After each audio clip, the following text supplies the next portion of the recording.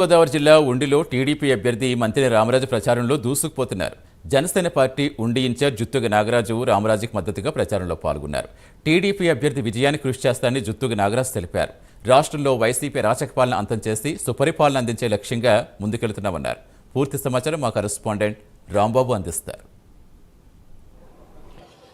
ఉండి నియోజకవర్గంలో sitting MLA Telugu Desam party, Janasena, BJP మద్దతుతో ఎవరైతే రామరాజు ఉన్నారో ప్రచారంలో దూసుకెళ్తున్న పరిస్థితి ఉంది. ఇక్కడ మనతో పాటు రామరాజు గారు ఉన్నారు. ఆయన అడిగి తీసుకునే ప్రయత్నం చేద్దాం.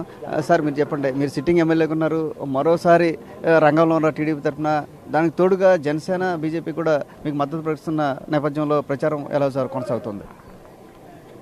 పూర్తి సహాయ సహకారాలు ఒక పక్కన జనసేన కానీ, జనసేన ఇన్ఛార్జ్ నాగరాజు గారు ఇక్కడే ఉన్నారు. ఆయన స్వగ్రామం ఇది. ప్రతి డోర్ టు డోర్ క్యాంపెయిన్లో ఆయన సహాయ సహకారాలు కానీ జన సైనికులందరూ కూడా చేస్తూ ఉన్నారు. దాంతోపాటు తెలుగుదేశం పార్టీ కుటుంబ సభ్యులు కానీ, అదేవిధంగా బీజేపీ నాయకులు కూడా పాల్గొంటూ ఉన్నారు. ముఖ్యంగా ఈరోజు గ్రామాల్లోకి వెళ్ళినప్పుడు అందరూ కూడా మూడు పార్టీలు కలిసి వెళ్ళినప్పుడు చాలా ఉత్సాహంగా అందరూ కూడా, అంటే కొన్ని కాన్స్టిట్యున్సీల్లో కొన్ని రకాలైనటువంటి సమస్యలు ఉండొచ్చు, కానీ మా కాన్స్టిట్యున్సీలో అటువంటి సమస్యలు ఎక్కడ కూడా తలెత్తలేదు. అందరం కూడా గతంలో కూడా నాగరాజు గారు మా తెలుగుదేశం పార్టీ కుటుంబ సభ్యులే. ఏదైతే స్నేహపూరితమైన వాతావరణం గతంలో ఉందో అదే వాతావరణంలో కంటిన్యూ అవుతుంది.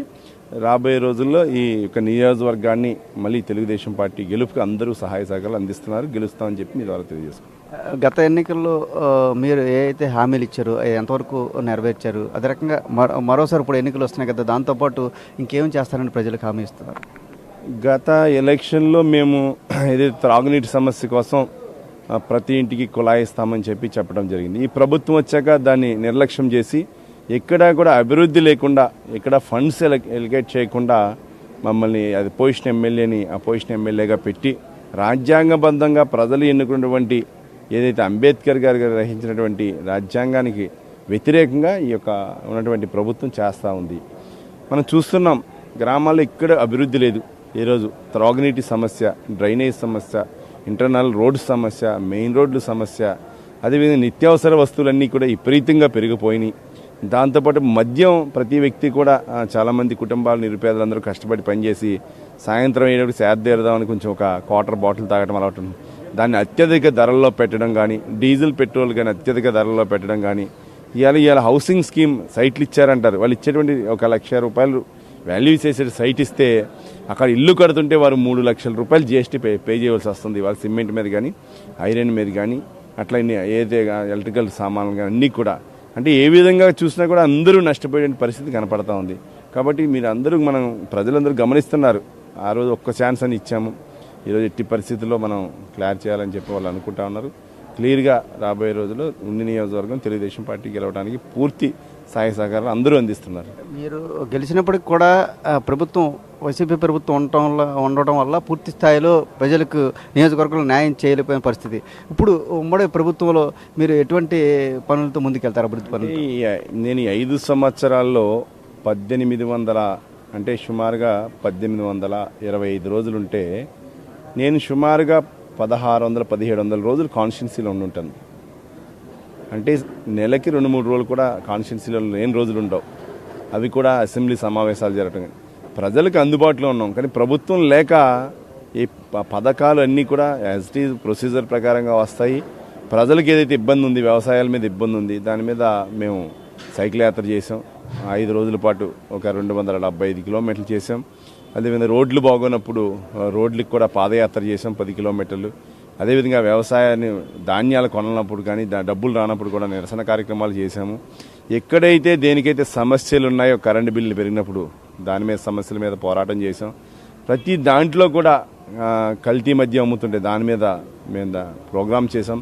సుమారుగా ప్రతిరోజు కార్యక్రమం చేసాం. మేము సుమారుగా ఈ రోజుకి 5,000 ప్రోగ్రామ్స్ పాల్గొనడం జరిగింది. కాన్స్టిట్యున్సీలో మ్యారేజెస్ అవ్వచ్చు, లేకపోతే వేరే కార్యక్రమాలు అవ్వచ్చు, ప్రభుత్వ కార్యక్రమాలు అవ్వచ్చు, అసెంబ్లీలో వెళ్ళేటువంటి కార్యక్రమం.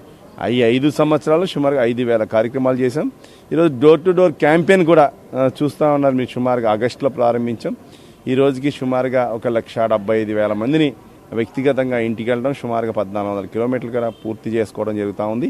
కాన్స్టిట్యున్సీ పూర్తి అవ్వాలంటే 1,800 కిలోమీటర్ల దాకా అవ్వచ్చు. ఇప్పుడు 1,300 పైబడి అయింది. ఇంకా రాబోయే రోజుల్లో కనవాదు కూడా పూర్తి చేసుకుని ప్రజల గెలుపు కోసం మేము పూర్తిగా జనసేన, తెలుగుదేశం, అదేవిధంగా బీజేపీ ఐక్యతతో ముందరికి వెళ్తామండి. పొత్తులో భాగంగా చాలా నియోజకవర్గాల్లో కొంత అసంతృప్తి ఉంది, కానీ మీ నియోజకవర్గంలో ఎటువంటి అసంతృప్తి లేకుండా కూడా ముందుకు వెళ్తున్న పరిస్థితి ఉంది. ఎలా ఫీల్ అవుతున్నారు?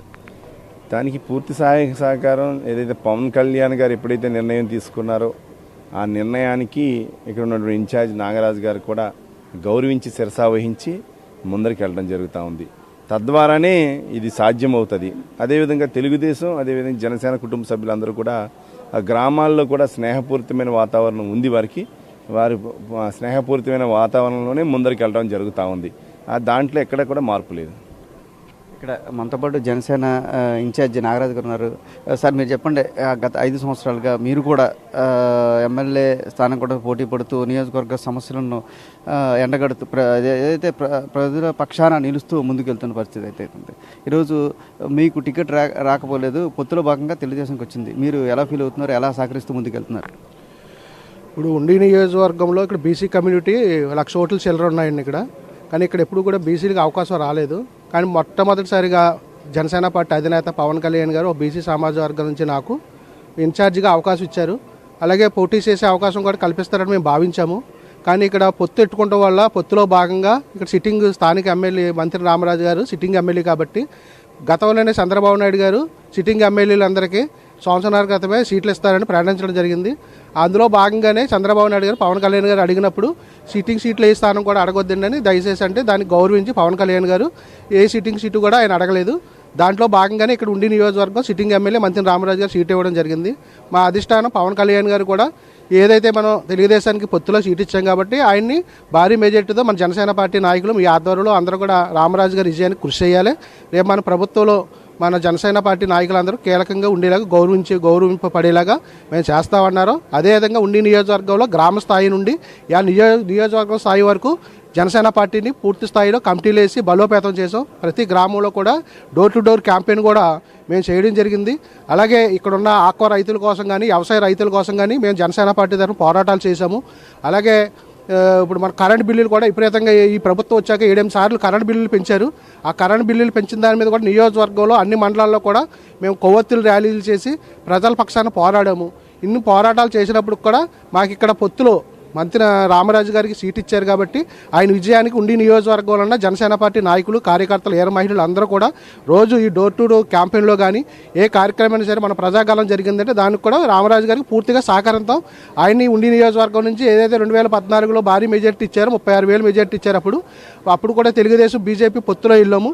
ఇవాళ ఆ రోజు జనసేన పార్టీ పోటీ చేయడప్పుడు కూడా ప్రసారం చేశారు పవన్ కళ్యాణ్ గారు. ఇవాళ పూర్తి స్థాయిలో రాష్ట్ర వ్యాప్తంగా కూడా గ్రామ స్థాయి నుండి నియోజకవర్గ స్థాయి వరకు రాష్ట్ర వ్యాప్తంగా కూడా బలోపేతమై ఉంది కాబట్టి ఈరోజు పొత్తులో 21 ఎమ్మెల్యే సీట్లు, 2 ఎంపీ సీట్లు తీసుకున్నాం. అదేవిధంగా తెలుగుదేశం, జనసేన, బీజేపీ పూర్తి సహకారంతో ఈరోజు రాష్ట్రంలో 2024లో పొత్తులో భాగంగా మన చంద్రబాబు నాయుడు గారు కానీ, పవన్ కళ్యాణ్ గారు, మోడీ గారు కానీ రాష్ట్రంలో అధికారం రావడం ఖాయం. ఏదైతే గ్రామాల్లో ఉన్న సమస్యలన్నీ కూడా మౌలిక వసతులన్నీ కూడా ఉండి నియోజకవర్గంలో మన మంత్రి రామరాజు గారి ఆధ్వర్యంలో పూర్తిగా ఇవన్నీ కూడా సస్యశ్యామల చేస్తామని తెలియపరుస్తున్నాం. మీ సహకారంతో, అదే బీజేపీ వాళ్ళు కూడా సహకారంతో రామరాజు గారికి ఎంత మెజార్టీ తీసుకురాబోతున్నారు? అదే చెప్తున్నాను కదండి, మొన్న 2014లో 36,000 మెజార్టీ ఇచ్చారు. ఆ రికార్డును బద్దలు కొట్టి ఇప్పుడు మేము 40,000 నుంచి 50,000 మెజార్టీ ఇవ్వాలన్న ఆలోచనతో ప్రతి ఒక్క జన సైనికుడు ఇక్కడ కష్టపడుతున్నాం. ఇక్కడ అదే ఇలా చూసుకుంటే రాష్ట్రంలో ఎక్కడా లేని విధంగా పొత్తులో భాగంగా ఎక్కడా కూడా గొడవలు లేకుండా జనసేన, తెలుగుదేశం పార్టీలు ప్రచారంలో దూసుకెళ్తున్న పరిస్థితి. గతంలో తెలుగుదేశం పార్టీ ఎమ్మెల్యేకి గెలిచినప్పటికి కూడా ఉండి నియోజకవర్గంలో పైన వైసీపీ పార్టీ అధికారంలో ఉండటం వల్ల సరిగ్గా ఎక్కడ అభివృద్ధి చేయడానికి పూర్తి స్థాయిలో కుదరలేదు. ప్రజా సమస్యల పట్ల అయితే పోరాటం చేసాం. ఈసారి తెలుగుదేశం పార్టీ, జనసేన, బీజేపీ ఉమ్మడి ప్రభుత్వంలో భారీ మెజార్టీతో గెలిచి ఖచ్చితంగా ఉండి నియోజకవర్గాన్ని అభివృద్ధి పదంలో ముందుకు తీసుకెళ్తా ఉంటున్నారు రామరాజు గారు. అదే రకంగా జనసేన ఇన్ఛార్జ్ నాగరాజు గారు ఒకటే చెప్తున్నారు, గతం కన్నా ఎక్కువ మెజార్టీ తీసుకొస్తాం, పవన్ కళ్యాణ్ గారి ఆదేశాల మేరకు ఖచ్చితంగా ఆయన పక్షాన్ని నిలబడి ఆయనకి భారీ మెజార్టీ దిశగా మేమంతా కూడా తీసుకెళ్తామంటూ కూడా పేర్కొంటున్నారు. ఇది ఇక్కడ పరిస్థితి. ఉండి నుంచి కెమెరామెన్ దాస్తో రాంబాబు.